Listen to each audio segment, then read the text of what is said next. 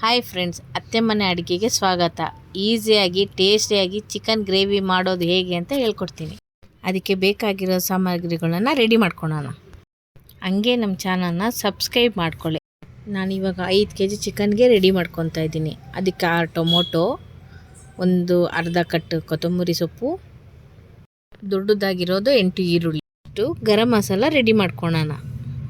ಕಾಳುಮೆಣಸು, ಚಕ್ಕೆ, ಲವಂಗ, ಚಕ್ರ ಮೊಗ್ಗು, ಸೋಂಪು ಕಾಳು, 2 ಲವಂಗ, ಪಲಾವ್ ಎಲೆ, ಇಷ್ಟೂ ಸ್ವಲ್ಪ ಲೋ ಫ್ಲೇಮರಲ್ಲಿ ಇಟ್ಕೊಂಡು ಬಿಸಿ ಮಾಡ್ಕೋಬೇಕು.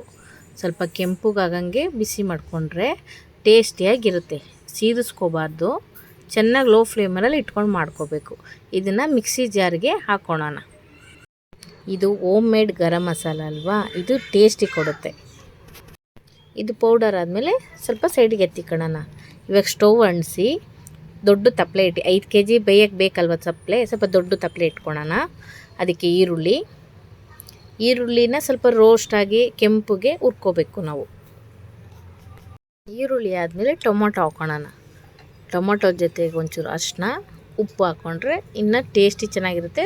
Tomato soft. ಇದು ಬೇಯೋಷ್ಟಕ್ಕೆ ಒಂದು 4 ಟೊಮೊಟೊ, ಶುಂಠಿ, ಬೆಳ್ಳುಳ್ಳಿ, ಚೂರು ಚಿಕನ್ ಮಸಾಲ ಎಲ್ಲ ರುಬ್ಬಿಟ್ಕೊಂಡಿರಬೇಕು.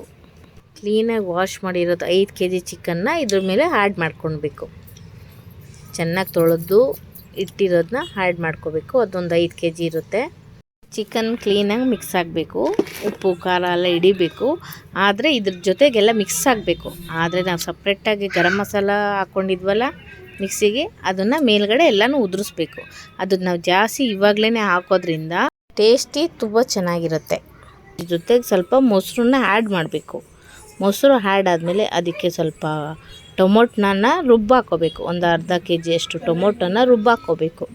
ಅದ್ರ ಮೇಲೆ ಟೇಸ್ಟಿಯಾಗಿ ಕೊತ್ತಂಬರಿ ಸೊಪ್ಪು, ಉಪ್ಪು ಇಷ್ಟು ಹಾಕಿ ಚೆನ್ನಾಗಿ ಮಿಕ್ಸ್ ಮಾಡಬೇಕು. ಮಿಕ್ಸ್ ಮಾಡಿದ್ಮೇಲೆ 10-15 ನಿಮಿಷ ಬಾಯ್ಲ್ ಆಗೋಕ್ಕೆ ಬಿಟ್ಬಿಡಬೇಕು. ಆವಾಗಲೇ ನೋಡಿ ಚಿಕನ್ ಗ್ರೇವಿ ರೆಡಿ. ಇದೇ ಥರ ರುಚಿಯಾದ ಅಡುಗೆಗೆ ನಮ್ಮ ಅಕೌಂಟ್ನ ಸಬ್ಸ್ಕ್ರೈಬ್ ಮಾಡ್ಕೊಳ್ಳಿ.